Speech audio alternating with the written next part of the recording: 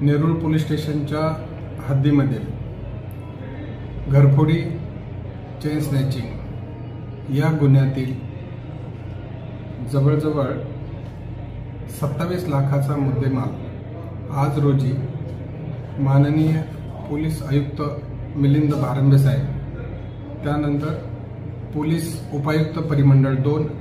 श्री अमित काळे साहेब, सहाय्यक पोलीस आयुक्त CBD विभाग मयूर भुजबळ साहेब यांच्या मार्गदर्शनाखाली आज नागरिकांना पोलीस स्टेशनच्या स्तरावरती देण्यात आलेला आहे। नागरिकांना सुलभ सेवा मिळावी म्हणून माननीय पोलीस आयुक्तांच्या सूचनेप्रमाणे नागरिकांना कुठलाही कायदेशीर सोपस्कर पार न पाडता त्वरित आपल्या गुन्ह्यातील मुद्देमाल हा विना त्रास होता त्वरित पोलीस स्टेशनमधून देण्यात यावा अशा सूचना असल्या कारणानं